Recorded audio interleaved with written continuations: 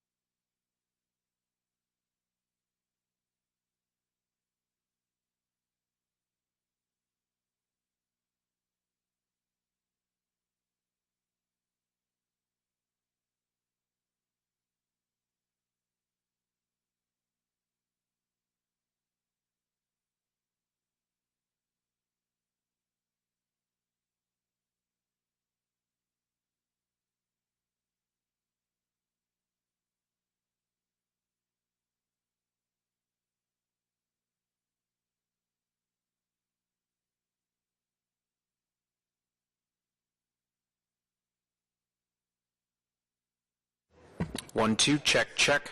1, 2.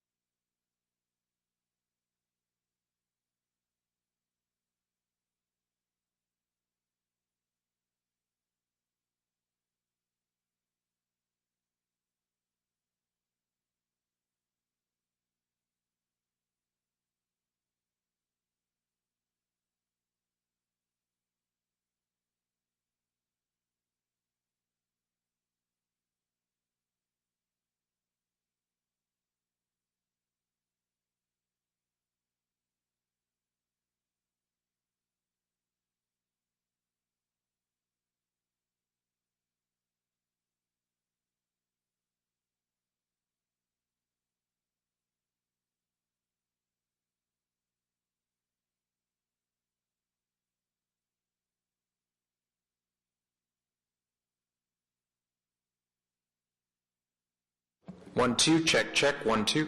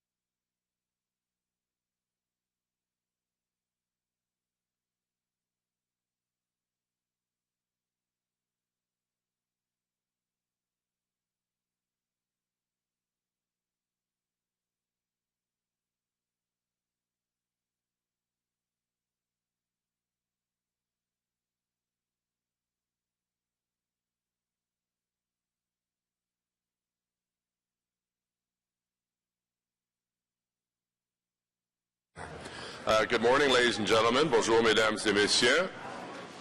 If I could ask members of council to take their seats, and members of the public as well. If anyone from the public would like to speak to any of the items on the agenda, there's a form at the entrance. If you could fill out that form and hand it to the clerk. S'il vous plaît, signez le document et donnez à la greffier.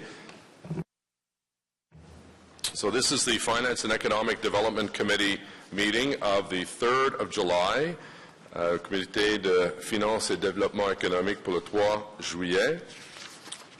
Declarations of interest, déclaration d'intérêt. Confirmation of minutes, adoption de procès-verbaux, the 3rd of June 2014, le 3 juin 2014. Carried. Confidential minutes, 44 June 3rd, 2014. Carried. Communications response to inquiries as presented.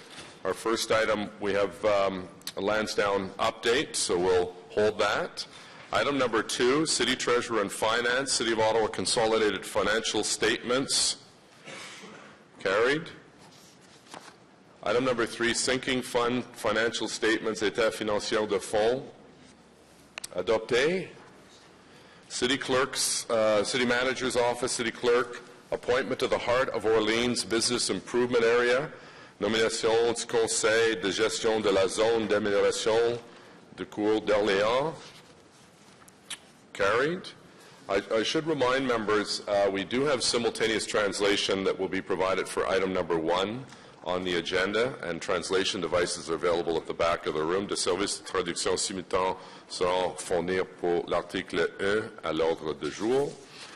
Appointment of the Quartier Vanier Merchants Association, nomination de conseil de gestion de la zone d'amélioration commerciale du Quartier Vanier. Carried. City Treasurer and Finance, Delegated Authority, contracts awarded for the period of January 1st to March 31st, délégation de pouvoir, contrat accordé pour la période de 1er janvier, je m'excuse, au 31 mars 2014. Received. Financing leasing agreements for 2013 is required by provincial statute. Carried. Received, rather. City operation, parks, recreation and cultural services, license of occupation for the Ottawa Farmers Market at Lansdowne. We have one delegate in support of the recommendation. Does anyone have any questions? Jerry Rochon is, where's Jerry? Jerry, it seems the committee is in agreement. You can still speak if you'd like, or they will pass it. You're supporting the recommendation? Okay. Thank you, Mr. Mayor. I was going to ask him. He's one of our esteemed residents from Osgood Ward, and he's very happy with the agreement. Great. So thank you for being here, Mr. Rochon. On the report, carried, adopté, and have a great season. Hope you're having a great season this year, and been down to the Brewer Park one. We look forward to having you back at Lansdowne next year. Community partnership, major capital program funding allocations for 2014. The list is presented. Carried. Thank you to all the groups who have raised their share of the funds. Item number 10, Brownfields Property Tax Assistant Rehabilitation Grant, Development Charge Reduction Program application, Ogilvy Realty, 1475 and 1501 Carling Avenue. On the report, carried. It's in Councillor Hobbs' ward. Congratulations. Item number 11 is 191 Laurier Avenue, 120 Metcalfe Street, Main Library lease renewals. Carried. Thank you, Councillor Harder. Item number 12, Orleans Town Centre Land Exchange Preserve Vinette Silo. Échange de terrain des centres-villes d'Orléans en vue de préserver le silo Vinette. On avait une membre du public. We had one delegation who agrees with the recommendation. Are there any questions or comments? Councillor Monette. Mr. Mayor, Nicole Fortier is here. If it is carried, she would still like to speak for 2 minutes, if only to thank council. Fine. So, Mrs. Fortier, I think that we all agree here, but if you want to speak for a few minutes, it's your choice.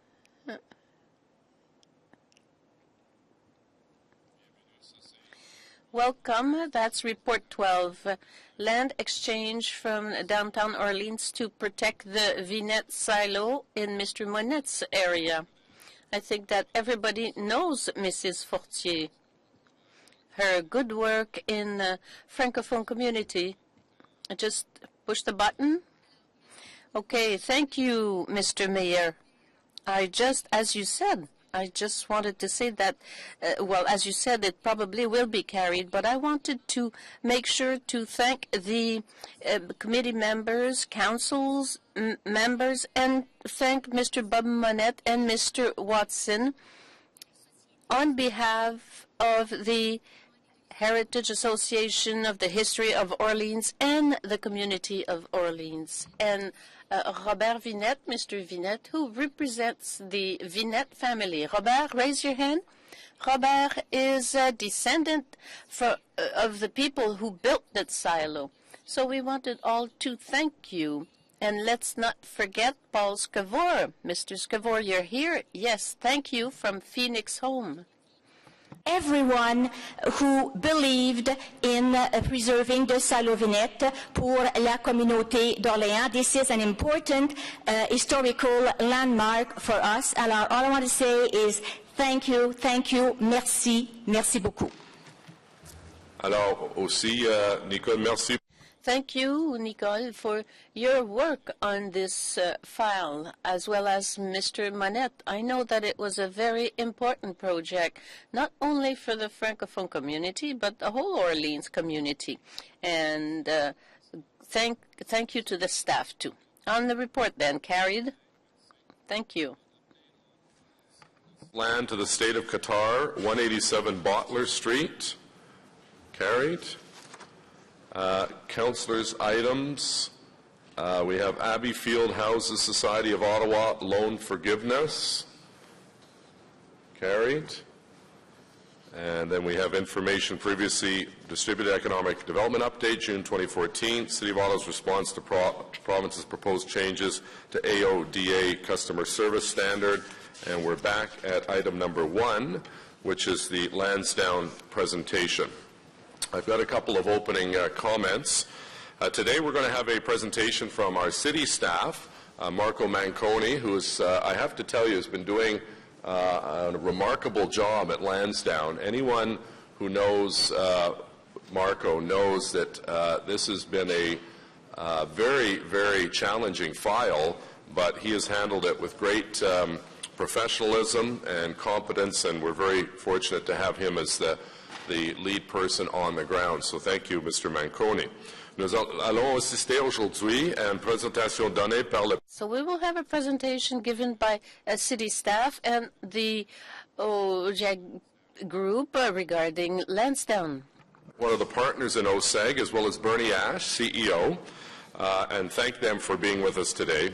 The city's partnership with OSEG has enabled the revitalization of Lansdowne. During this process, we have worked hard to build collaborative relationships with many stakeholders.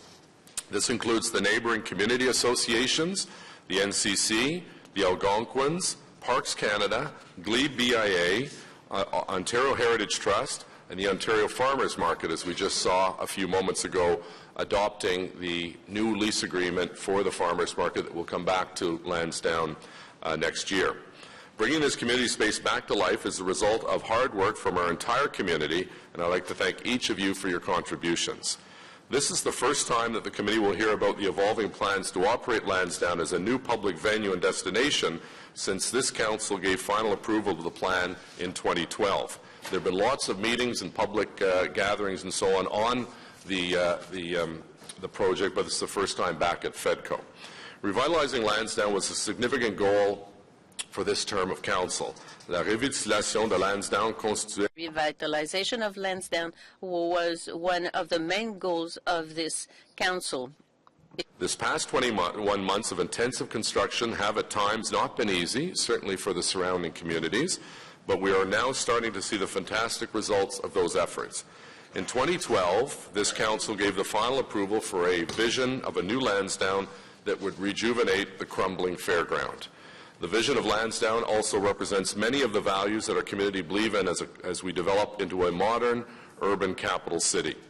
Cette vision de Lansdowne correspond This vision of Lansdowne shows all the values of the community in a city that is becoming a major modern capital.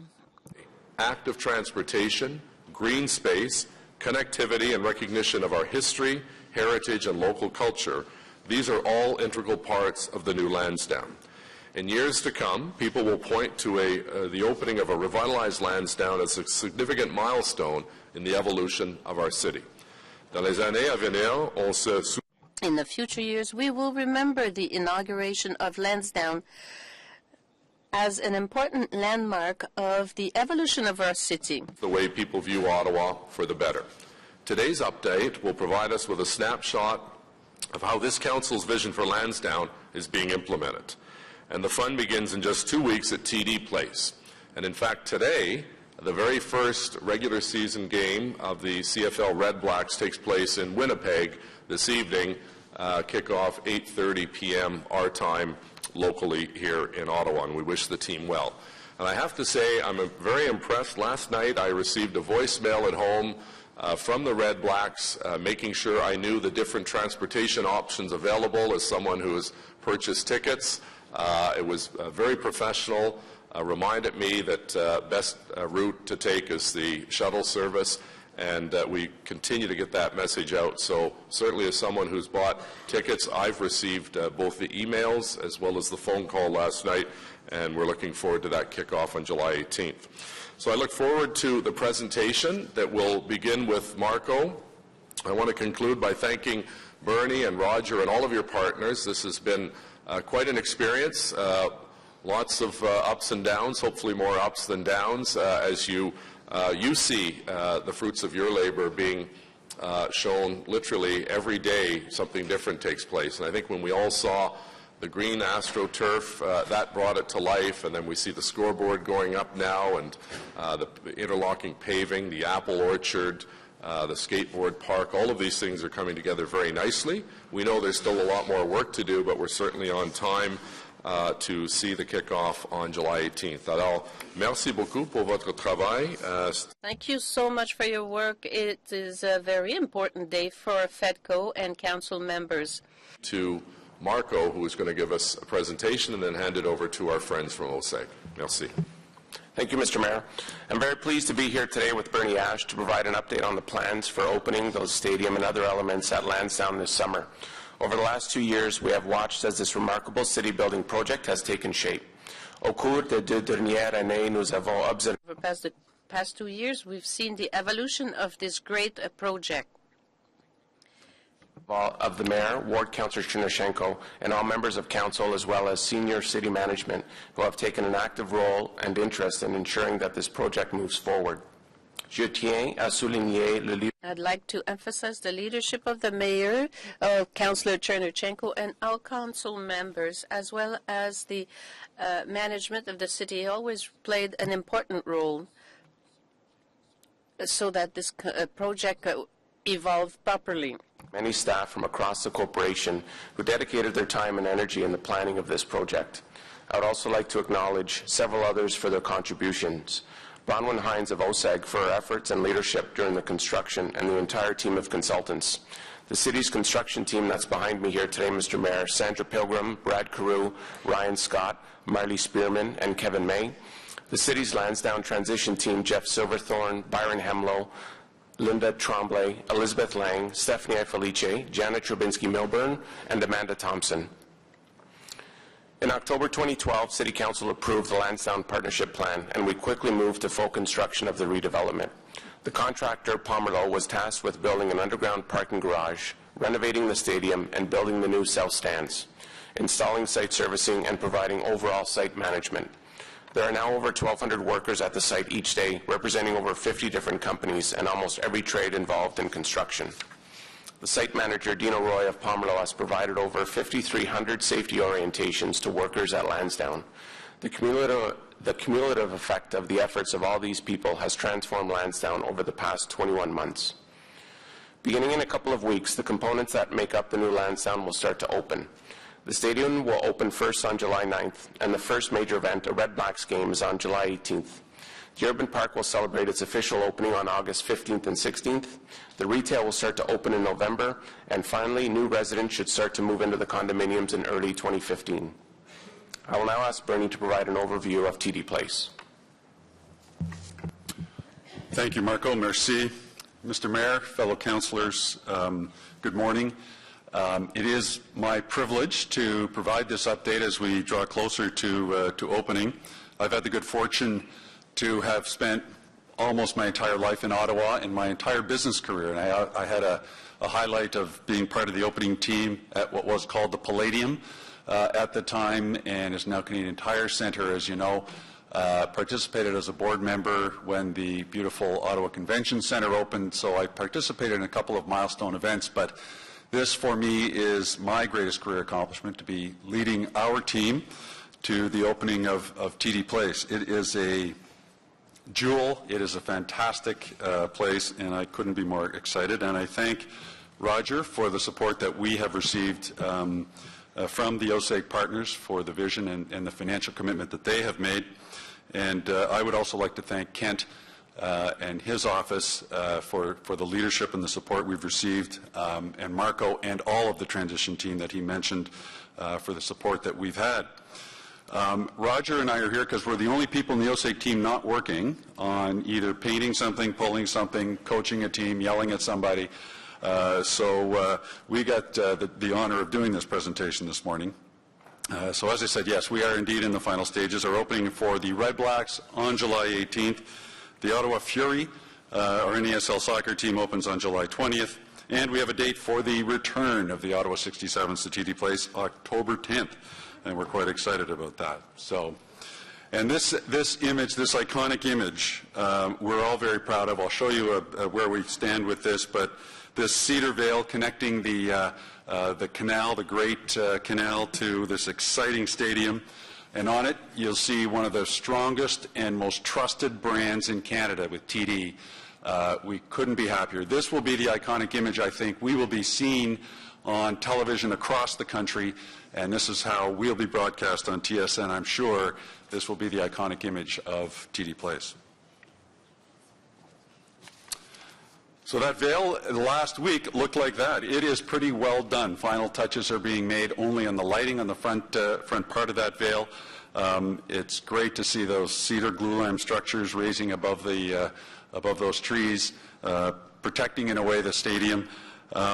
It looks even cooler at night. That went out on Twitter last week, because last week we were burning in the lights and the lighting went on inside the stadium for the first time, and someone captured that picture, and it looks really cool at night. We're going to be seeing a lot of that on TV as well. Next is the virtual tour. We'll take you down some of these streets. So this is Exhibition Way. You can see the Aberdeen Pavilion in the distance. You can see in front of those vehicles, construction takes priority right now, so that's why those vehicles are there. Hardscaping surfaces are now completed out to Bank Street. On the left, the Whole Foods building. The exterior of those buildings will be complete by July 18th. Exhibition Way will be open to our fans so that they can cruise up and down Exhibition Way and experience the site. The site, of course, is closed to traffic on a game day. Now we're down in the event square. We've moved further east, and looking at the event square, we can see the Cineplex in the distance. The hardscaping around the event square is complete. Local and Joey on the left side, exterior finishings on that building will be complete on July 18th as well. And we'll be able to use the event square for some family pregame programming that we have planned to start at 5 o'clock.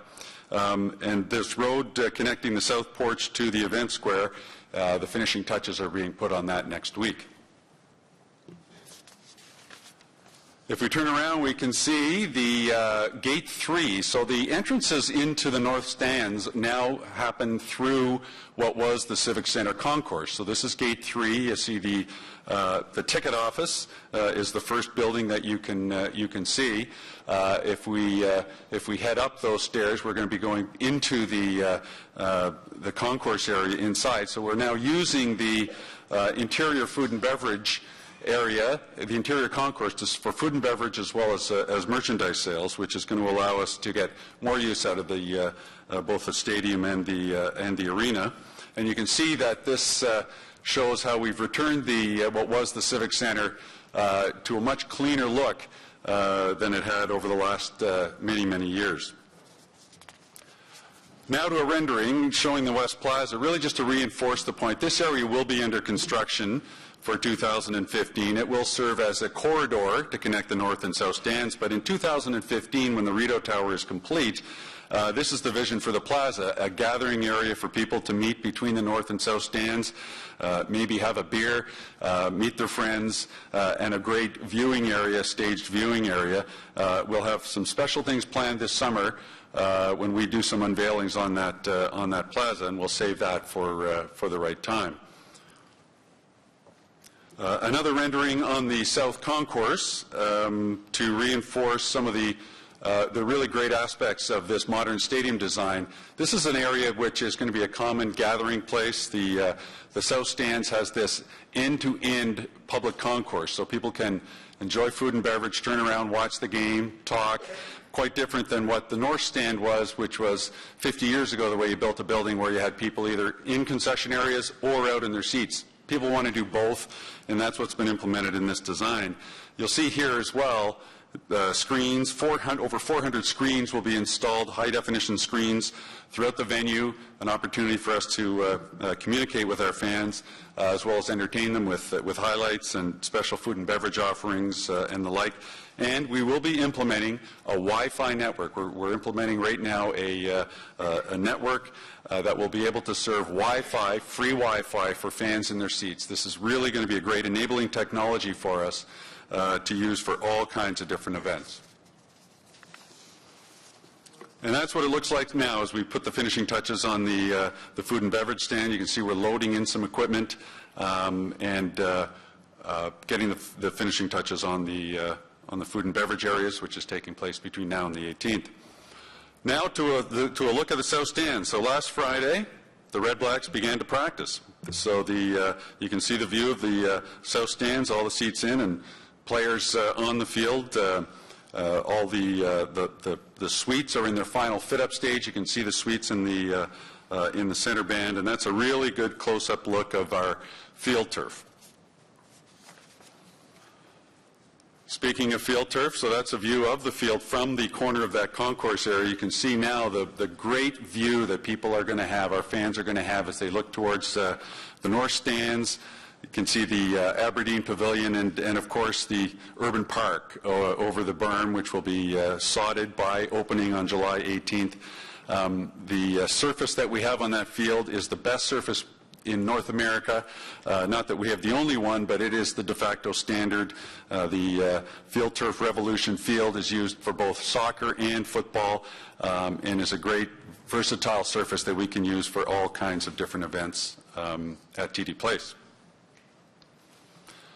The view of the North Stands, as you can see, it has returned to its original glory as well, as you can see through the allowing a little more light and air in the top part of that, the North Stands, and some scaffolding there as people finish putting in Wi-Fi antennas as well as balancing the lights. And on the bottom level, field level, you see those doors. Those are leading into the Alumni Club, where we will be able to host our Rough Rider and Renegade alumni.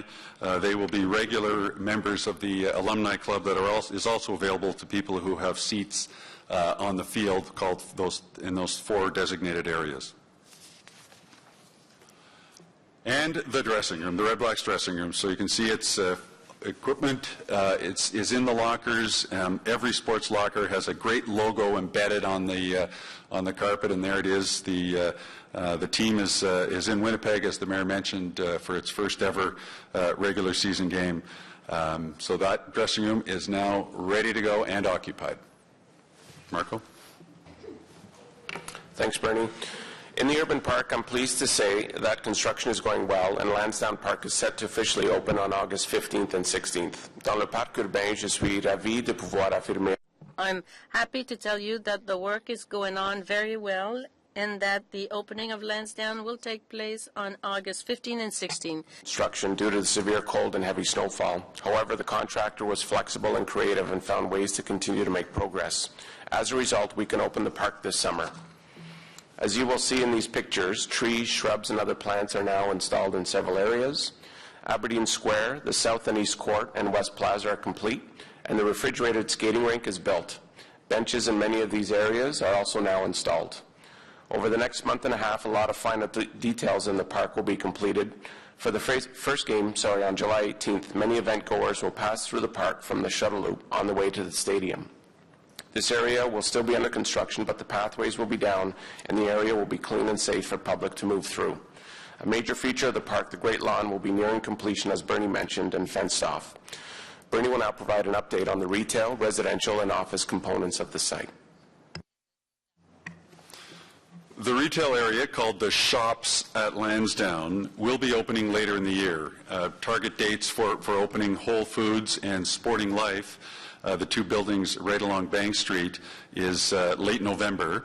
Cineplex, at the top of the screen, is slated for opening in January.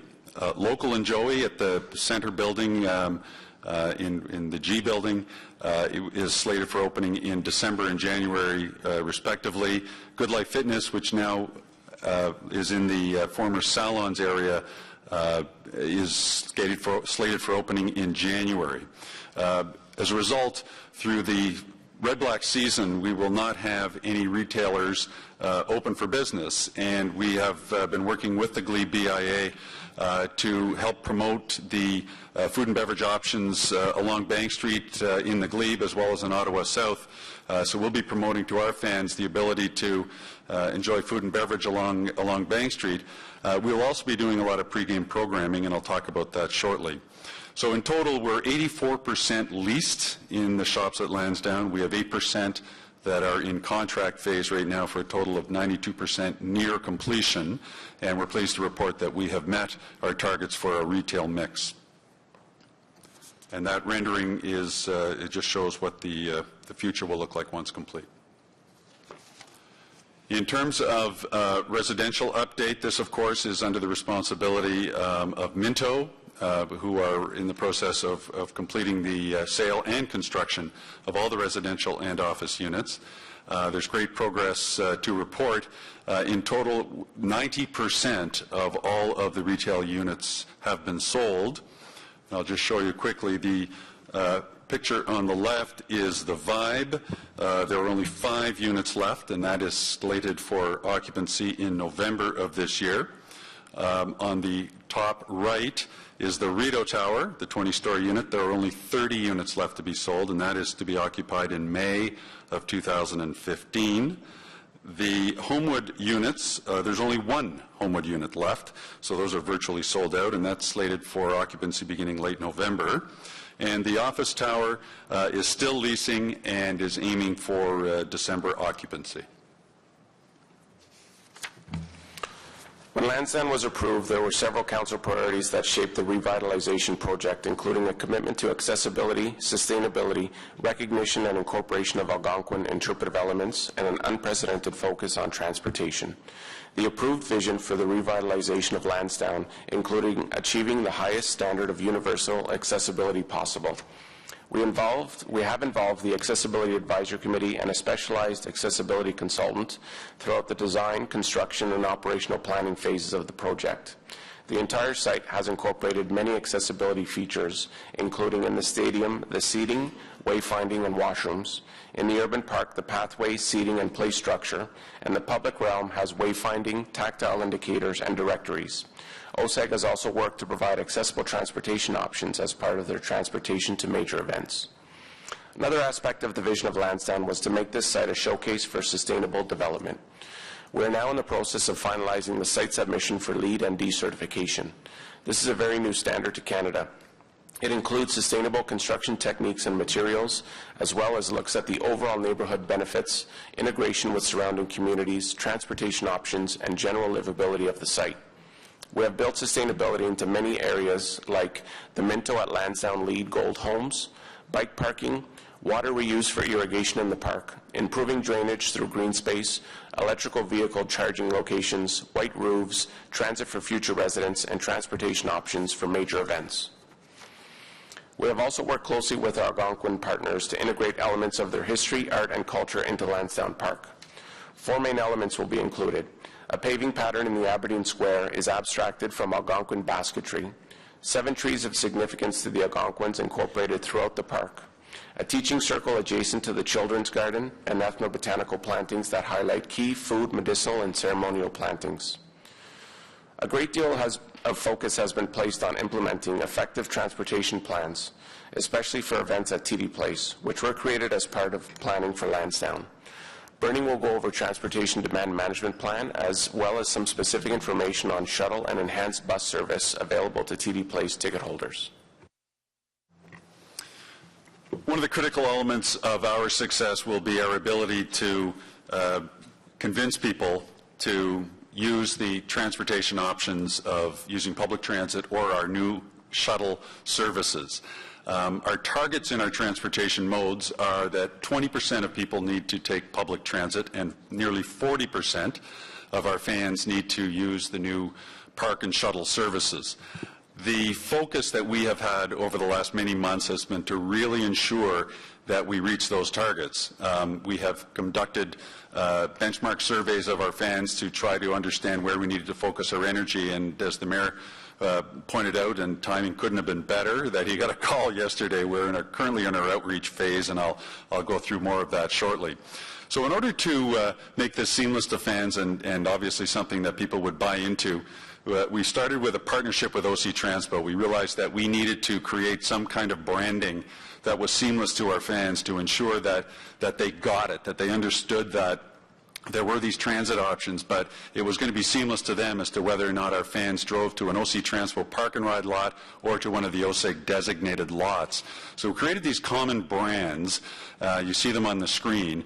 The point of this is to make sure that people can identify whether they're pulling into a parking lot, whether they're on a website, they're on a bus, that they can see that they're going to TD Place, that they have the right transportation option, and that they're going to get there either with the park and shuttle option, which is on the left, and the message is simple: it is free.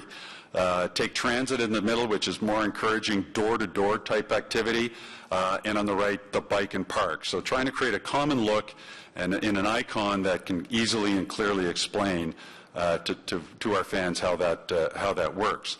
The communication program that we have been on is we've launched this in mid-June, and we have been providing our fans, all of our ticket holders. Of course, we have email addresses and phone numbers for all of our ticket holders, and we are in the communication phase now of encouraging them to go to a designated lot. So we have parsed up our fans based on where they live and encourage them to give them the preferred option or the best options that we feel they should use.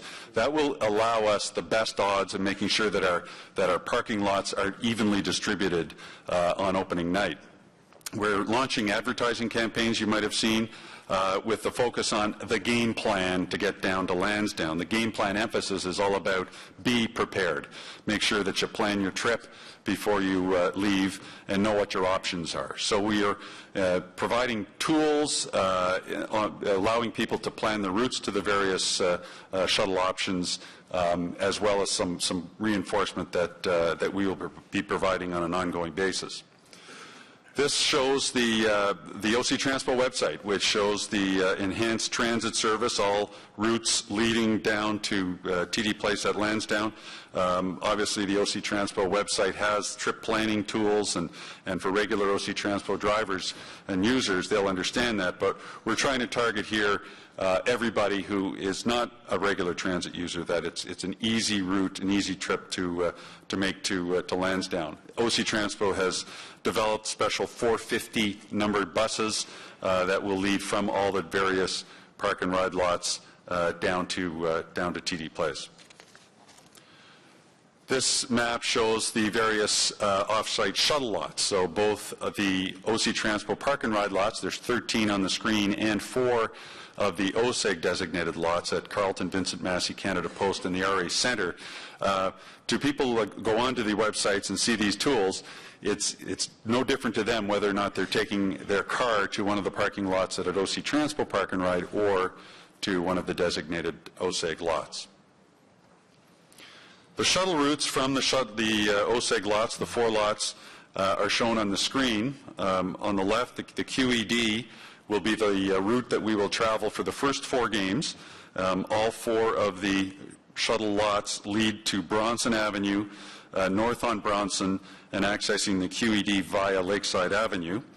That will be monitored and evaluated, and Marco will update you on the extensive monitoring that we will be doing over the first 4 games. And we will evaluate the impact of using the QED option.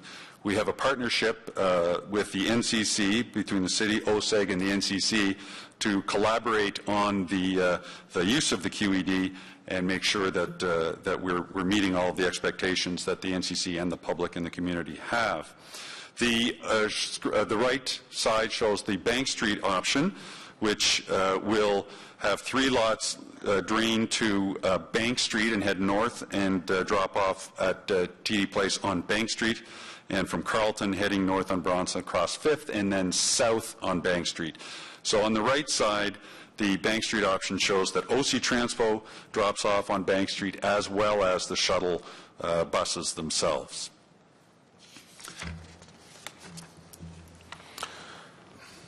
Lansdowne is positioned to be a key cycling destination. Lansdowne sera une destination importante pour les cyclistes. The city has identified comfortable routes for cyclists of all levels. Working with our partners, we are improving the safety of cyclists and pedestrian connections, like the new traffic signal at Queen Elizabeth Driveway and 5th Avenue, installed with the NCC, and Super Sherrills on Bank Street Bridge. Both of these cycling features have been introduced this month. The fully completed site will have over 600 bike parking spaces across Lansdowne available every day. For major events like Red Blacks games, your ticket entitles you to free, secure bike parking on site. A detailed traffic control plan for Red Blacks games has been prepared with OSEG, the city, and community stakeholders. The traffic control plan outlines requirements for policing, parking restrictions, pedestrian and vehicle movement.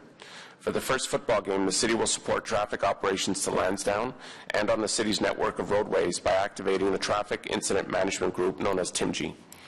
TIMG will be in place for the first couple of games and will provide information about the overall transportation network and coordinate with the on-site operations room that OSEG has established at Lansdowne. As both Bernie and I have indicated, the city and OSEG have placed an unprecedented emphasis on getting transportation to Lansdowne right. It was a key piece of the approvals process, and we have both worked together and dedicated staff to making these plans a reality.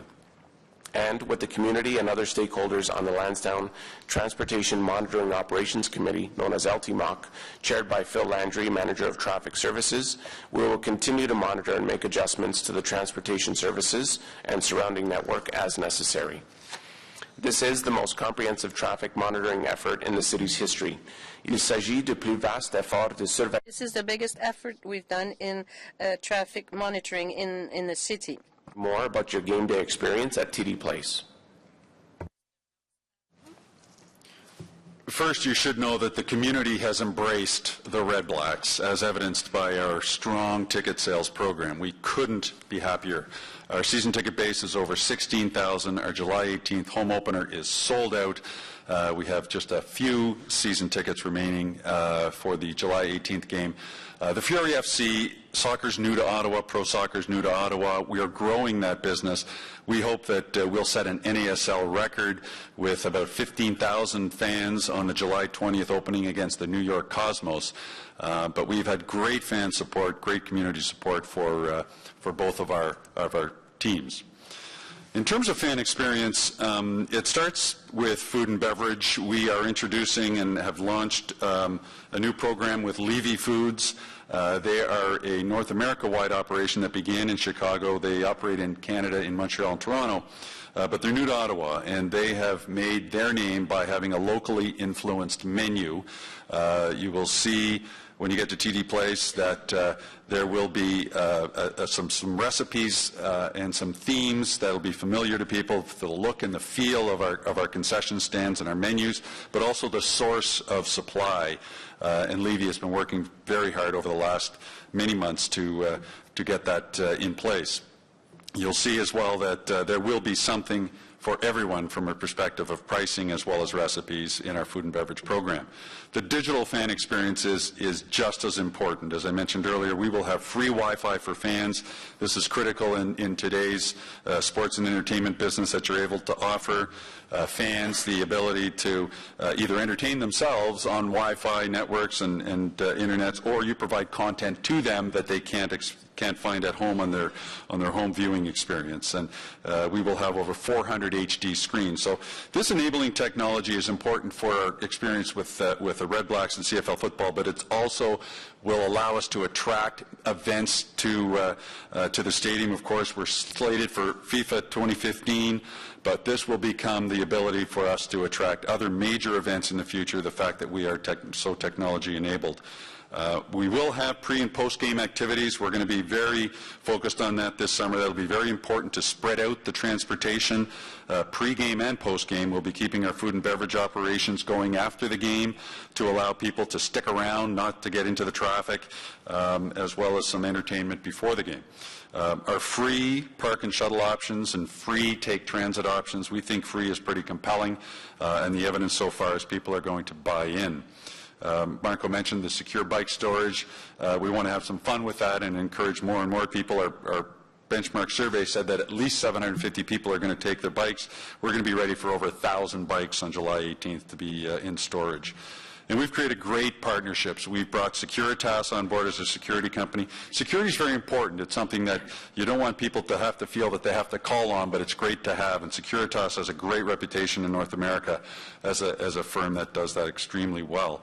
And SP Plus Game Day are the firm that we've used. They have North American-wide reach in event transportation. They will be managing our shuttle service. They have managed major events throughout North America, from Olympics to All-Star Games to Super Bowls. They're here in Ottawa for FIFA 2015. They will prove their experience will come to bear in terms of our transportation. Thanks, Bernie. Parks, Recreation and Cultural staff have been working on a programming plan for the urban park. They have reached out to local, national and international event organizers and heard significant expressions of interest in booking events at Lansdowne Park. They've provided over 20 site tours to event organizers and have already confirmed several events for 2014 and 2015. Parks and Recreation staff have also developed a close working relationship with OSEG and will continue to work together to coordinate on-site activities and events to allow for activities like the Ottawa Farmers Market to occur simultaneously. Program will begin soon at Lansdowne Park. Winter programming will start this fall with the opening of the refrigerated skating rink. La programmation va bientôt commencer au parc. Winter programming at Ottawa's third refrigerated outdoor ice rink will start very soon. Park will also be an integral site for the 2015 Winterlude. Le Parc Lansdowne fera partie Lansdowne will be an integral feature of Winterlude.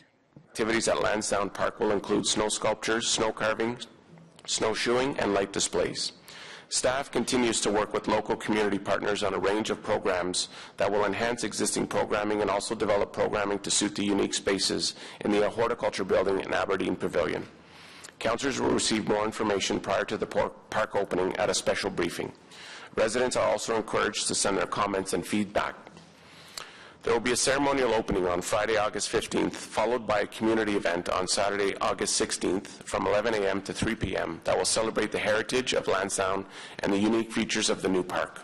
I invite you to watch a short video of the construction work on the laptops just outside the chambers, or also on ottawa.ca. You'll also find more information on the operations in the package at your desk. We're in the process of transitioning this site to a fully functional public space. Nous sommes en train de faire la transition du site. We are in transition in this site to make it a very functional public space. But we are starting to return the entire site back to our community. Over the next year, the transformation of this site will be complete, and residents and visitors will be able to return to Lansdowne and enjoy a game, a picnic, a skate, sit in a restaurant, do some shopping, and spend the day. Lansdowne, along with the surrounding community, is now connected to, will once again be a destination at the heart of the city. Thank you. Well, that was an excellent report, very thorough, and I think, as you could see, going back and forth, somewhat of a seamless presentation, because we really are true partners in the best sense of the word with OSEG. Roger, I don't know if you wanted to say something, because I know you weren't part of the presentation, but this is your baby as well, so...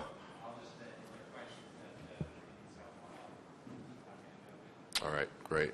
So we have a number of members of council that would like to ask questions or comment. Councillor Deans, please. Thank you, Mr. Mayor. And I want to start by saying that Mr. Manconi and Ms. Shepherd took me on site a few weeks ago to have a tour, and I was really blown away by the new Lansdowne. It's unbelievable. And the effort that has gone into bringing it to where it is today is unbelievable. So I just want to congratulate all of you, because it's beautiful, it's very urban. I think it'll really truly be a source of civic pride. And I know that it didn't happen without a lot of effort by a lot of people. Many of you are here today, but a lot more too. So I've been going by that site for quite a long time, and it's quite amazing how it has transformed. And I think when the citizens of Ottawa get on that site and see it for themselves, they're really going to be quite impressed. One of the things I was really impressed with is actually the shops, because they're really modern, and I didn't expect them to look as nice as they do. So they really do look nice. I'm a little bit disappointed about the retail mix in there, because it's not what I thought it would be, but the shops are beautiful, and I think it's a great addition.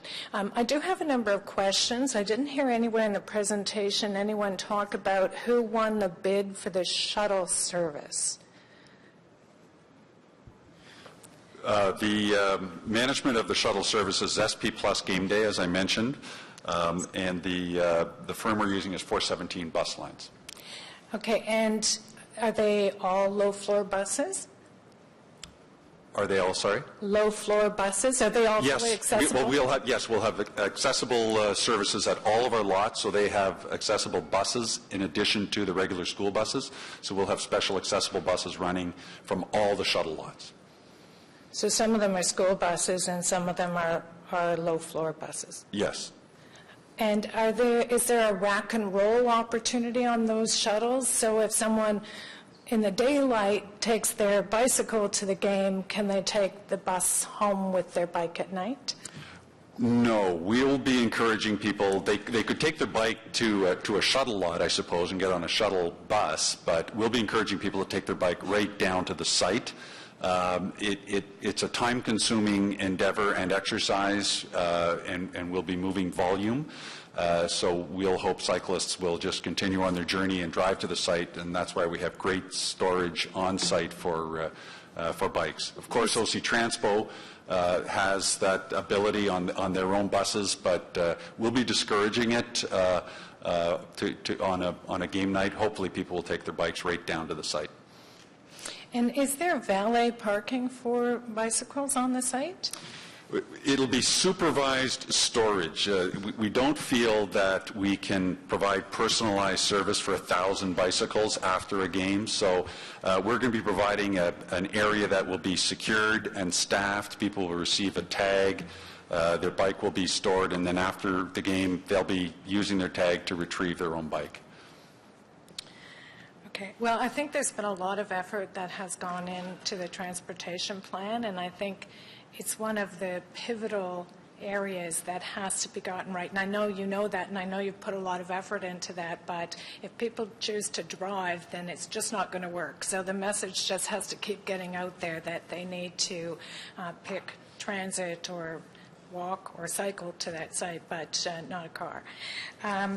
You mentioned in the presentation the Cedar Vale, and it's stunning. It's beautiful. I'm just wondering how it's going to weather. It's cedar. It's going to weather great. Is it going to be gray? Or? It'll turn cedar gray. It's a fantastic. If anyone has a cedar deck or a cedar fence or a cedar shed or a cedar house, that's part of the look, the natural look of cedar. That's why it's such a fantastic product. Because beauty lies in the eye of the beholder. Whatever. Yeah, Okay. we don't want to stain it every year. That's for sure. No, that'd be a big job, wouldn't it? Yeah. What's a white roof? I'm picturing a green roof with snow on it. No. So, well, the older conventional roofs were black and had an asphalt base. Well, the newer ones are PVC and are white, and they're a sustainability feature that helps control the climate within the building. So, in the summer months, you're not using as much air conditioning, so you're reducing your energy load on the building. Okay, thank you. I also wanted to talk about the finances, because I don't think a presentation like this is complete without understanding how we did financially against our budget and where we are, and if there have been change work orders, cost overruns. How has that all worked out? Through you, Mr. Mayor, we've been providing a quarterly update where we reference the finances. So at this point, the overall project budget of a project of this size is tracking well. We are still realizing some of the costs that we incurred to do some catch-up due to this past winter. So I could say I don't have the numbers here in front of me, but our next quarterly update will provide a refreshed look at those numbers. But at this point, the budget is still tracking overall. And have there been areas where there have been significant cost overruns? I wouldn't call them significant. I would call them, for a project of this size and scale, there were change orders like any other, like a normal construction project, yes. Yeah, and I know you had to work through the winter, so sometimes when you're doing winter construction, there's some cleanup after that Absolutely. comes along with that. And Yep. I saw some of that on the site when I was there. Okay, so at the end of this project, maybe to you, Mr. Kirkpatrick, are we going to get a full reconciliation of what the budget was for the center and how we ended up and where we are? Yes, Mr. Mayor. Okay, because I have been looking at the quarterly reports, but I think it would be important to have an overall assessment of how we did financially on this. Those are all my questions. Thank you. Thank you. Councillor Monette, please. Thank you, Mr. Mayor. First of all, I'd like to congratulate Marco for all the work that he's done. You can see the pride of the employees on site. I mean, we're talking about thousands of employees. More than once I did a tour on site from the start to just last week. And, this is a project that not only the City of Ottawa is proud of, but the workers themselves. It's their creation, and it's going to live for decades and generations to come, and you should be congratulated. Also, to the ownership group, Roger Greenberg, Minto, Schenkman family, Rudy family, Trinity, and Jeff Hunt. We had many meetings from 2007 to today, and it was not always meetings like today, that's for sure. We had marathon meetings around the table. I see 7 councillors around the table who participated in those marathon meetings. We were not always on the same wavelength as support or non-support, but it is great to see today that everybody is on board and everybody is supporting it. Since 2010, and the new council has been a very proactive council, and it's been great to move this project forward.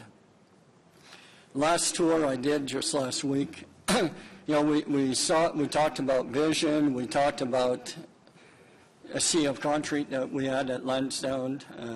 I remember going way back to doing a postcard campaign with Councillor McRae about saving Lansdowne Park for football. But doing the tour there recently, we saw the horticultural building, and so much opposition about moving that building. And then you look at it today, and that's exactly what was envisioned. Now it's in the prime area of the park, and when people come in, it will be a fixture in the park. And talk about updating the building. Aberdeen Pavilion. No matter where you come in off of Bank Street, all you see straight down center is the Aberdeen Pavilion. You made it a showcase of the whole project. And that was something you always promised, and it's nice to see it that it's delivered. What I was also amazed at is all the green space in the area. The mayor mentions this often, and the amount of green space as opposed to what we had before. And seeing it develop now, we're seeing that vision. And it's not only going to be a park where you go to a football game and then get on the bus or get in your car to go home. It's going to become a destination of choice. I can see festivals occurring there. I can see 2017 having two focal points in the city of Ottawa. One will be Parliament Hill, the other one will be Lansdowne Park, DD Place. I think as we move forward, there will be times that we might have some difficulties. But I think as we move forward, we're going to have more success and we will have difficulties.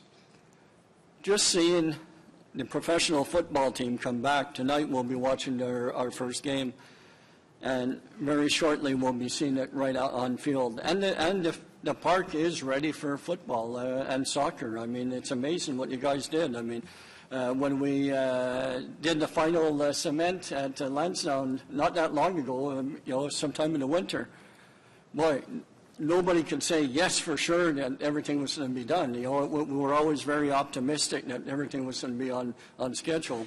But you sure proved that you stayed consistent and you focused on what needed to be done, and it is going to be ready. It'll be great to see the full project completed. That will take probably another year before we see the full project completed. But I see that area becoming the destination of choice for tourism and local Ottawa residents. When you go to Toronto, where do you go? You go to CN Tower, you go to the baseball stadium. When people come to Ottawa, they're going to go to Parliament Hill, they're going to go to Lansdowne Park. That will be destinations of choice. I've taken up most of my 5 minutes. Congratulations on everything. It's been a long time coming, and looking forward to the kickoff tonight, but more to the kickoff at Lansdowne. Thank you. Merci beaucoup, Conseiller. Councillor Harder, please. Thank you, Mr. Mayor, and thank you, everyone who's sitting here and made the presentation today. It's an incredibly exciting time to be in Ottawa. I can tell you at Canada Day in Barrhaven on, when was that? Just a couple of days ago. There's so much going on in this city. A little thing like Canada Day, you just kind of forget how long ago it was. But we had tens of thousands of people out there, and throughout the day, and Mr. Mayor, you probably had people talking to you when you were visiting too, about how excited they are about Lansdowne. I remember, and somebody said, I forget who it was, maybe it was Bob, yes, who said how contentious this was. And I think that the last election validated the project more than anything else. Only 2 people that voted against it survived the election. The rest of them fell. And I wanted to say that I'm very thankful that we've had leadership on this file from Councillor David Chernchenko. It has not been easy for him, I'm sure, but you've done a great job. And I think that the city as a whole is going to benefit so much from the rejuvenation of this heart of our city, no matter where you live. For myself in Barrhaven to drive down to City Hall, every day I've watched that. I've watched the veil rise. I've been excited about the project, and every person I talk to has been interested and have been wanting more information. People are talking about the fact that Red Blacks are playing tonight. I don't hear anybody saying they don't like the name anymore. Isn't that strange, eh? In fact, we had a local band launch their new CD. It's country and western. It's called Redneck. I said to the Barhaven songstress after, I said, you should have called it Red Black. We could have had a great song because it just as punchy and everything else. But I think that your transportation piece, which has always been concerning, is brilliant. And I think that we know across the city that people are depending now on the services. We've increased the service for Blues Fest. We gave free service for Canada Day. Many people I know are using the very large park and ride at Fallowfield and going out to Canadian Tire Place. So this is something that is not cutting edge any longer, but it's being way ahead of the game and having people do the right thing from the beginning, the right thing for them. It's going to make their experience a lot I'm very excited for next week. I'm very excited for the fan event that you're having. I'm sure it'll be packed. Are you having the buses run for that too? See, that's important to know. So maybe each of us should do our part and get on one of those buses, although you're already, never mind, I forgot. I will not raise that. But I hope that every one of us encourages... It's a private event for season ticket holders. I hope that every one of us does our part with our local e-letters and our articles in the news in our local papers to talk about Lansdowne. It's an amazing accomplishment. Mr. Manconi and your team, Kent and all of the people that report to you, Mr. Mayor, Roger, and your group of people that have contributed so much and taken so much crap along the way too. I say congratulations. Thank you so much for doing this for Ottawa. Thank you, Councillor Harder. Councillor Eglai, please. Thank you very much, Mr. Mayor. I just want to take this opportunity to, in a very public way, thank everybody involved in LTMOC. LTMOC is the transportation subcommittee. We meet regularly every 2 weeks. It's not a public forum, so a lot of people don't know the good work that happens in there. But and I will miss someone, I'm sure. But Bernie and his team from OSEG, Phil Landry, Byron Hemlow, Pat Scrimsher from OC Transpo, Councillor Chernyshenko for sure, various representatives from the community associations and the GLEAD BIA. It's very much a living, breathing committee. We deal with issues as they come up. We respond to them. We're constantly revising and tweaking the transportation plan, and we'll continue to do that going forward as we monitor the events as the various facilities at the park open up. So again, Councillor Harder hit on it a little bit. The transportation plan is a good one. It will be proven in its execution, though. So I think each and every one of us around the table has to get the message out, as OSEG is through its social media, that the way to get down to Lansdowne Park is to leave your car at home, to take your bike, to take the bus, to walk, to enjoy the experience. It's not just about going to the game. It's going to be a full experience. Maybe it's dinner before or a drink after, doing some shopping, but that's the message. The plan on paper is a great one. We have to get people to use it, and so we need to reach out. That's why I'm talking today here about it, and I want to thank again Bernie and your team. I think the social media approach you're taking to let all the season's ticket holders, everybody interested in going to the game, what the best way to get there is.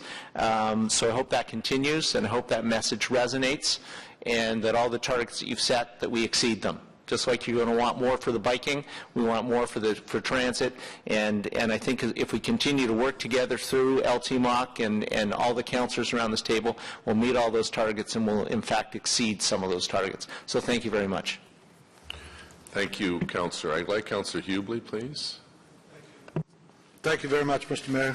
I want to ask a question, but first I also want to congratulate and thank the OSEG team for sticking with the vision for Lansdowne when there was a lot of opposition to it, particularly before this council was sworn in.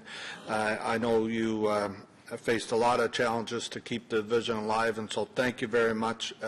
I had the opportunity to tour the facility with Marco, and I got to tell you, if anything in this city has the wow factor, it's certainly Lansdowne, and I can't wait to see the public reaction when they get to go in there and see your facility. You've exceeded expectations, and it's absolutely beautiful. I also want to thank you for taking what was really an empty parking lot. I never, ever saw that as a park. It was just even, you know, if there was an event one day a week, the rest of the week it was nothing more than an empty parking lot to many of us.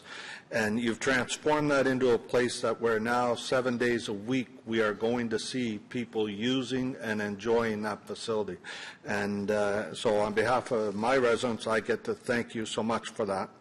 And now, if I may, one question for you. You advertise about the Take Transit, and I believe it's an excellent plan, and I know I've talked to a lot of people in Canada about that's the way they're going to get down to the games and so on.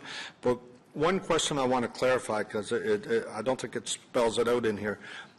They would have all day with their tickets, that their event ticket would be honored on the bus, is that correct, or is it limited? Not quite. It's 3 hours before the game and 3 hours after the game. The free ticket is honored. Okay. The reason I ask that is because a lot of people say they intend to enjoy the facility when it's fully open. They want to be able to go and shop and have a meal there and everything else. So there will be a window of 3 hours both sides and for people. That's right. That's the way we've set it up. And obviously, we'll monitor that as we work our way through all of this, Councillor. But that's the way the program will work when launched. Great. Okay. Thank you very much. And again, congratulations and thank you. All right, thank you, Councillor Ubley. Councillor Shirelli, please. Thank you, Your Worship. Well, first of all, I want to thank the partners in OSEG. When this started, and a couple of councillors like Councillor Manette and Councillor McCrae, when this started, the idea was greeted with a lot of skepticism, and I remember hearing a lot of people say that it was ridiculous, and at that point it was sitting at probably about 10 or 15% support across the city. But there are other people, I think, that need to be thanked for helping the push start. I don't know if you remember Allison Hudson, who started the online campaign to bring back football to Ottawa, and grew a huge online response that we could certainly feel at doors when we would go to talk to people. And that sort of started the community-based support for rejuvenating Lansdowne. And I know she's still around today. I think she's in Cornwall, but she deserves to be thanked. Also, the previous council, I remember many meetings going very late at night, sometimes till midnight, as each side waited for the other to lose members so they could win their vote. And that doesn't happen at this council. I don't know what happened, but it just doesn't seem to happen here. Anyway, yeah. Councillor Thompson wishes for its return. And the OSEG partners, certainly in any other project, the proponents would have just thrown their hands up and left in the middle of this. It got so ridiculous. And I think, you know, the best case scenario, you're courageous and held strong to a vision. Worst case scenario, you're just stubborn, but you stuck with it, and it is the kind of private sector leadership that very few cities can boast about, but we certainly can. Now, here's something no one ever does. I want to thank the lawyers because when this council took office, we were headed to court, 4 different venues, and Rick O'Connor and numerous other lawyers who were hired on at different times, different places for their individual expertise, let's face it, each time a verdict came down, nobody was sure which way it was going to go. But they happened to pull it off for us, and I doubt that the Red Blacks are going to have a lawyer's day at any of the games, but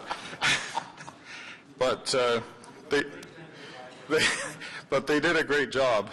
And on transit, I think it's a brilliant plan. I also know that past experience in most cities, it doesn't work 100% on day one. It takes time to phase in.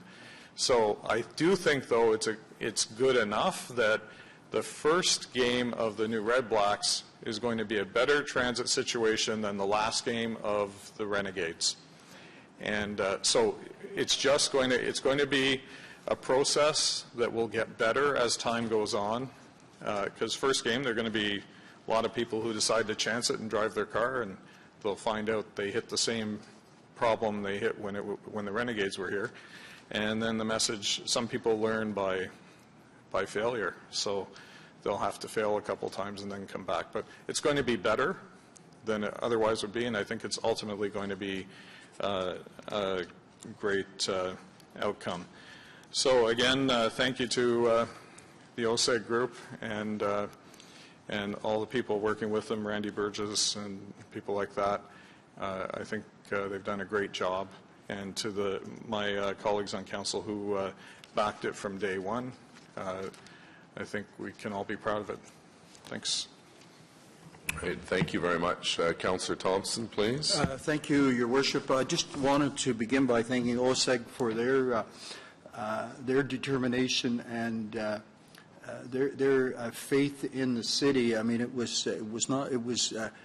I guess in a rural term, it was pretty damn ugly sometimes when we were going through this debate, and sometimes I was embarrassed myself by the comments that were made against the group that I think have shown that they are a great part of our city. I also want to thank, if I might, Mr. Mayor Kent Kirkpatrick, the city manager, because I can recall when we were going through a lot of these debates that he was hounded and challenged and on so many occasions, and he was a wealth of knowledge and stood tall, and so he has, in my mind, proven that he was and is the leader of our city, because he certainly, I think, was able to maneuver this through very difficult times, and I just want to personally thank him for that. The project, as Councillor Shirley has indicated, it was controversial. We sat through many long meetings, but it was, I think, a vision that the majority of us saw was right for the city, and I think we're being proven right now, seeing the presentation that was there. And I just want to put in a plug for the rural areas, Your Worship, because the rural areas of the city have traditionally been a hotbed for football in this city through the past teams, and they continue to be that. And I know that Mary Lynn and I, we have 4 season tickets. For the media's benefit, I just want to say that we paid for them personally. But I think Pure Later were delivering these tickets, and they came to our house yesterday, and we weren't home. And so we went to the Pure Later office on Hawthorne Road last night to pick up the tickets, and I think there were about 15 people ahead of us there, and there was so much excitement in that little room about people getting their Red Blacks tickets, and it showed to me that football is alive, and it's really an exciting time, and I think we all look forward to the home opener. And I know that some of my colleagues have tickets and they're sitting on the south side, and I feel sorry for them, but we're going to be on the north side, and we certainly will be cheering on the football team. But I think the people who will be in attendance to that game, I'm sure each and every one of them will have fond thoughts about OSEG and what they've done for the city and the city itself to bring back football and to redevelop Lansdowne Park. Thank you, Councillor. Councillor McRae, please. Thank you, Mr. Mayor. I have one question to the OSEG group. I'm just wondering, Councillor Manette had referenced briefly our little tour when we went to talk about Frank Clare Stadium. Is anything planned in honor of Frank Clare? The short answer is yes. We will be commemorating Frank Clare at in a special way, which we will just like to leave it at that. We've involved his family in the process. They are happy. Work is underway, and it is planned for early September. Sure. Through the Mayor, I appreciate that because I was at the stamp unveiling event where there were a lot of alumni, and of course the best, most awesome stamp I've seen in a long time was unveiled that day. And I think it's important that we keep going back to the heritage of that piece of Lansdowne, because I think sometimes synonymous with Lansdowne is that stadium, and I'm glad that we won't be losing that recognition for him. So, Mr. Mayor, I just want to join my council colleagues in thanking our staff and the OSEG group, and can't wait till July 18th. Thank you, Mr. Mayor. Thank you, Councillor McRae. Councillor Wilkinson. Mr. Mayor, first, the West Enders, we had in the debate originally, it was extremely difficult for us because we had one in our area and one in this area, and they had pros and cons for each one. And if you call it a push-pull, we were being pulled apart. And what I want to say is, particularly to Ken Kirkpatrick on this one, because I worked with him quite a lot at that time on this, on the different things to do, the financial arrangements, things, and also with Roger, right, that by the way that they handled it and brought forward the reports, actually made it livable for us and able to come up and, in the end, to support the decision of the last council. And Shad's not here today, but I know that he particularly had a really difficult time with it. But we talked together about it beforehand, and in the end said, if this is the way it's going to go, then we will be with it and work with it. And it has been, I think I haven't had to do very much since it started underway, because it was the beginning agreements and things that were the most difficult part of it, as far as I'm concerned. I'm extremely interested to see if it actually works. The waterfall is something I'll be keeping an eye on. But it was the way in which people pulled together under very difficult situations. I think, Roger, you were on the verge of walking out one day when we had one of the meetings in Kent's office, and because it was so difficult. But you stuck to it, and under rather difficult circumstances. And what we're seeing now is a beautiful stadium, tricky, but I think probably workable transportation system. And I think it's going to be a real pleasure to have that in the city, in the core area. So I want to thank all that took part in it. I want to thank my colleagues who, particularly in the last council, the last council was one that we made a lot of really big, important decisions in a real mess. Lansdowne's one and Light Rail was the other. What this council's been so good at, Mr. Mayor, I commend you so much for this, is you took two difficult projects and you made them work. And that's really harder than making that original decision. I know we had a lot of people with you, but you were a big part of that, and I thank you and my colleagues for that. And I really look forward to seeing this. We used to be South Standers, but the South Stand's not going to be the same. It's too nice now. But we will, my son from Toronto is actually coming up on purpose to go to that first game with his brother because he's so happy to see things back, and I think there's a lot of people feel that way. So thank you. Great. Thank you very much, Councillor Wilkinson. Does anyone else have any other questions? A couple of questions, Mr. Manconi. The Great Lawn, which, as you know, is something important to me and to a lot of people. Will the sod be out by July 18th so when people come into the stadium they can see at least the initial sense of what the urban park is going to look like?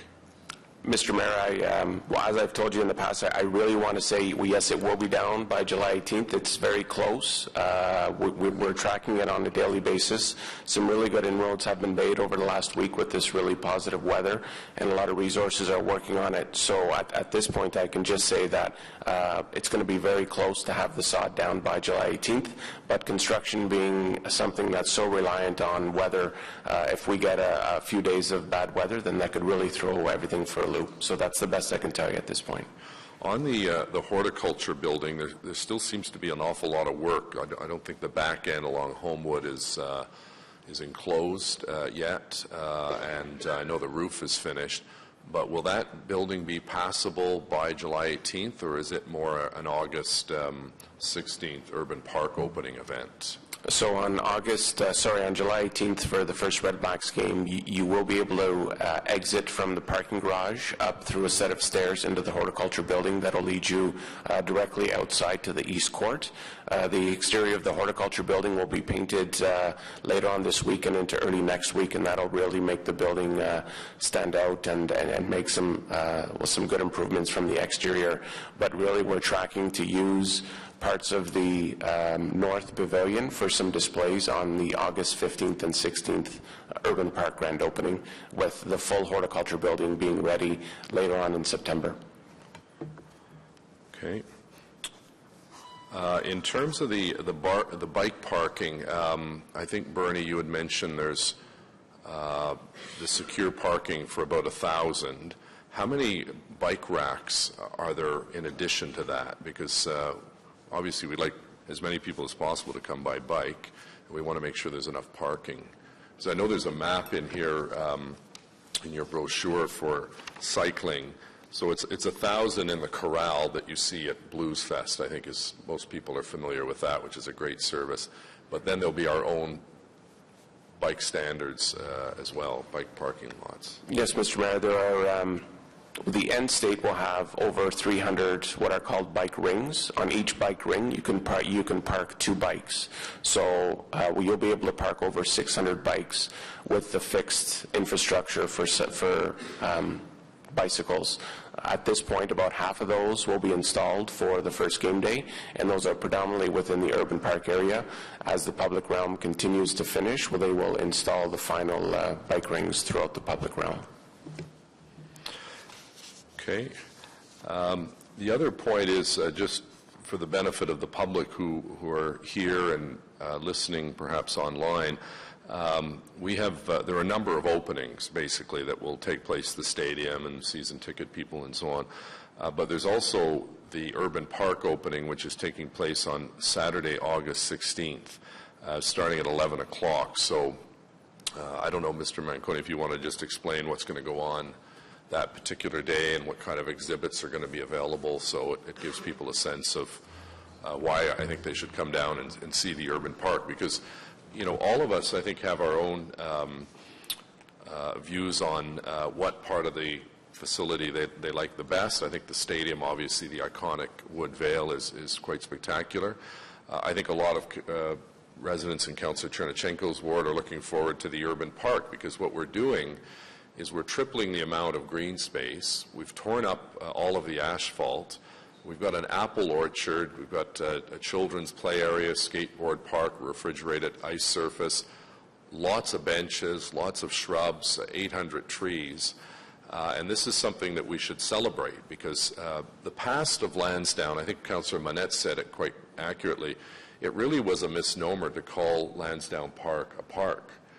Unless you had a ticket to go to a home show or a 67s game or a football game, there was no draw to Lansdowne. You couldn't go and toss around a frisbee or a football or a soccer ball. You couldn't go and have a picnic. It was just basically this barren area with rundown buildings. We lost use of the second floor of the Coliseum building because it was condemned. The Curlodrome building had to go, basically be knocked down. The horticulture building, which is a spectacular building, but it was just used for storage, so the public didn't have any access to it. So we're now going to open up the horticulture building, and I think a lot of excitement that will go on in there.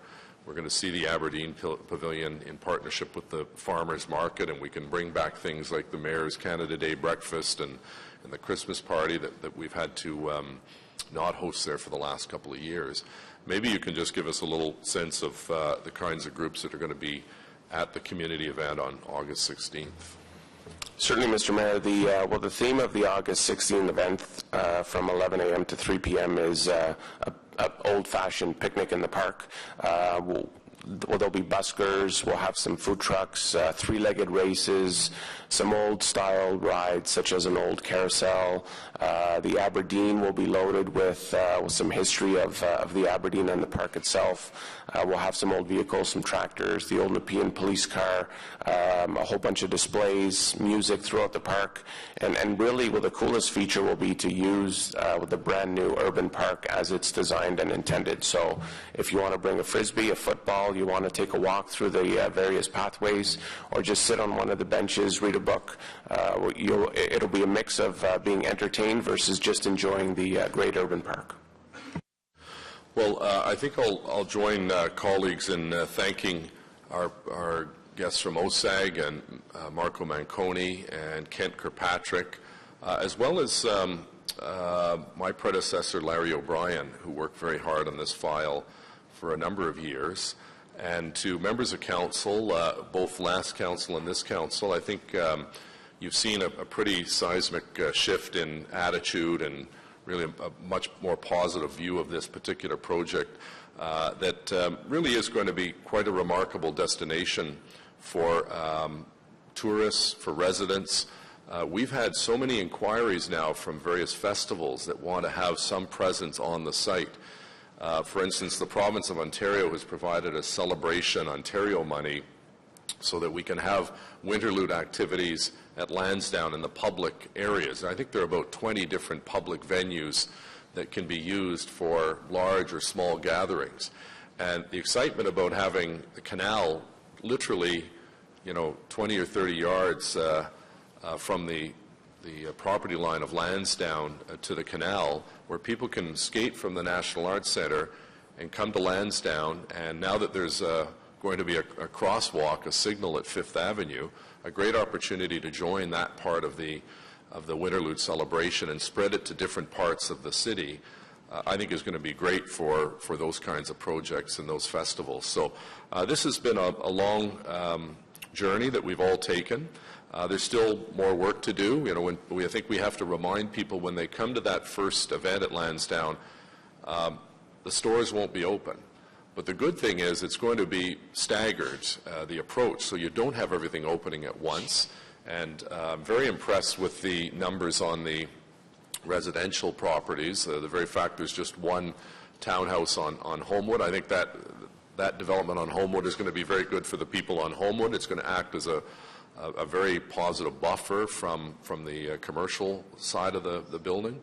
And we look forward to receiving updates, as we have been on a quarterly basis, with respect to financial projections, as well as progress on our portion, the urban park, and the work that you're doing on leasing the office building and the rest of the residential towers. So I certainly appreciate all of the work that's gone in. As I said, I think we should also thank our city manager. I have vivid recollection of Kent being surrounded by people with a bullhorn at Lansdowne meeting. I don't know where that took place, somewhere in the Glebe, I think. And it was not always a pleasant experience because there were a lot of raw emotions when people came to discussing Lansdowne. And I think in conclusion, what I've discovered over the years dealing with Lansdowne is that if we had waited for perfection and we had waited for a unanimous consensus on what to do with Lansdowne, nothing would take place at Lansdowne. We'd have another building that we'd have to condemn. There'd be more asphalt that would be covering up the green space. We would never reach a community consensus on Lansdowne because there were some people that wanted just green space. And that was not realistic because we needed some revenue stream to pay for the parking. As long as you're going to have a football stadium and a hockey arena, you need parking. And shops and so on. So I think this has been one of these great Canadian compromises where we've all put a little water with our wine, and we've gotten a project that increases the amount of green space, allows for some retail opportunities that I think will complement very nicely the shops and merchants of Old Ottawa South and the Glebe. And we have a destination spot for recreation, sport, and cultural opportunities for many decades ahead. So I hope that members of council are able to come to the opening of the stadium. I think there's a date for that OSAG are organizing. And then I hope that members are able to come to the community event along with your constituents. If you can use your newsletters and bulletins and householders to get the word out about the August 16th event, I'd like to see literally thousands of people coming for the first time, walking into Lansdowne and seeing, grass and shrubs and flowers and plants and trees and these beautiful historic buildings, namely the Aberdeen Pavilion and the Horticulture Building. So thank you very much. Merci pour votre présentation. And thank you all for your presentation. Notices of motion for consideration at subsequent meetings. Inquiries. We have a written inquiry, I believe, from Councillor Hubley. Thank you, Mr. Mayor. My inquiry is for supporting piloting new technologies for Ottawa companies. And what I'm asking is, as the City of Ottawa departments could gain benefits from exposure to and the evaluation of new technologies for operational efficiencies and or improvements in effectiveness. And as innovation-driven Ottawa firms need to prove both their technologies and their value proposition in practical situations, could staff please investigate the feasibility of the City Manager's Office creating a program beginning in 2015 that will present innovative technologies, products, and services developed by the Ottawa entrepreneurial community to City departments in focused forums throughout the year.